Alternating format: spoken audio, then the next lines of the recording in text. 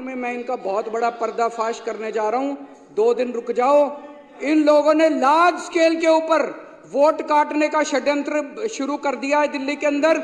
मेरे पास सबूत आ गए, मेरे पास गवाह आ गए। तुम्हारी पोल खोलूंगा, पूरे देश के सामने पोल खोलूंगा और पूरे देश को बताऊंगा कि कैसे तुम महाराष्ट्र चुनाव जीते, कैसे तुम हरियाणा चुनाव जीते और किस तरह से तुम चुनाव जीतते हो।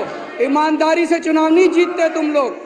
बीजेपी वालों को कहना चाहता हूं, तुम मेरे जितने मर्जी एमएलएस को गिरफ्तार कर लो, जितने मर्जी मेरे ऊपर लिक्विड गिरवा लो, जितने मर्जी मेरे ऊपर हमले कर लो, मैं तो दिल्ली के आम लोगों की सुरक्षा का मुद्दा उठाता रहूंगा जब तक मेरे अध्यक्ष महोदय। अभी पिछले दिनों जब मैंने सुना कि अमेरिका के जस्टिस डिपार्टमेंट ने अडानी ग्रुप के ऊपर आरोप लगाए हैं और जो मैंने मोटा मोटा पढ़ा कि अडानी ग्रुप 12,000 मेगावाट की सोलर एनर्जी बनाने की उन्होंने फैक्ट्री लगा ली कि सोलर एनर्जी बनाएंगे, लेकिन वो बिजली इतनी महंगी दे रहे थे कि कोई भी राज्य सरकार खरीदने को तैयार नहीं थी। तो अडानी ग्रुप ने बहुत महंगी बिजली जो है वो रिश्वत देके केंद्र सरकार के अफसरों को रिश्वत दी, राज्य सरकार के अफसरों को रिश्वत दी और वो महंगी बिजली उन्होंने कई राज्य सरकारों को बेची।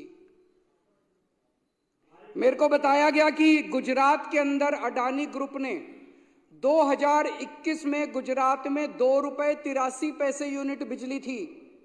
एक साल में 2021 में ₹2.83 यूनिट बिजली थी अडानी देता था। 2022 में ये बढ़ा के ₹8.83 कर दी। 4 गुना बिजली के रेट कर दिए मात्र एक साल में, क्योंकि बीजेपी की सरकार है, बीजेपी इनके साथ मिली हुई है।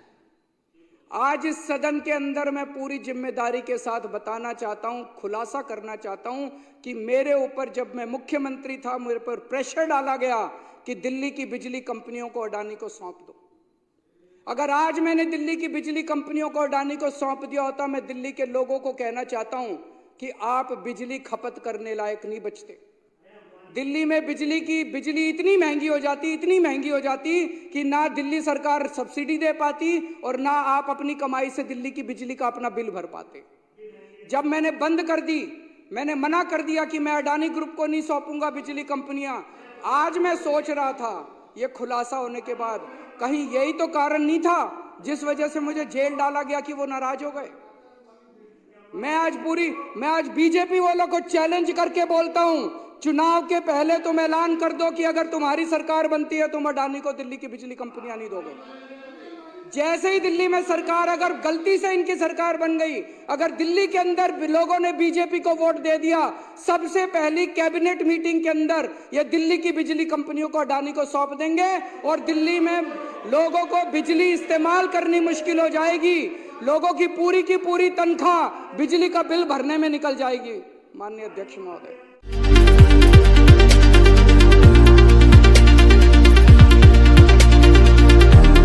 ये समय कष्टदायक है मेरे लिए, क्योंकि मैं राष्ट्र धर्म से ओतप्रोत हूं।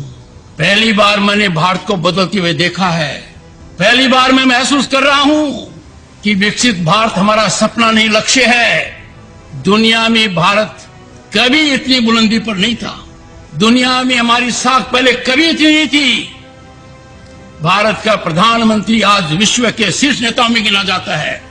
जब ऐसा हो रहा है तो मेरा किसान परेशान क्यों है, क्यों पीड़ित है? Why the farmer is stressed? ये बहुत गहराई का मुद्दा है। इसको हल्के में लेने का मतलब है we are not practical, our policy making is not in right track। कौन है वो लोग कहते हैं कि अपने किसान को उसके उत्पाद की उचित मूल्य दे देंगे, तो मुझे समझ में नहीं आता कोई पहाड़ गिरेगा। किसान अकेला है जो ऐसा है, he doesn't decide what he can decide। कृषि मंत्री जी, एक एक पल आपका भारी है। मेरे आपसे आग्रह है और भारत के संविधान के तहत दूसरे पद पर विराजमान व्यक्ति आपसे अनुरोध कर रहा है कि कृपया करके मुझे बताइए, क्या किसान से वादा किया गया था और वादा किया गया वादा क्यों नहीं निभाया गया, और वादा निभाने के लिए हम क्या कर रहे हैं। गत वर्ष भी आंदोलन था, इस वर्ष भी आंदोलन है, काल चक्कर घूम रहा है, हम कुछ कर नहीं रहे हैं।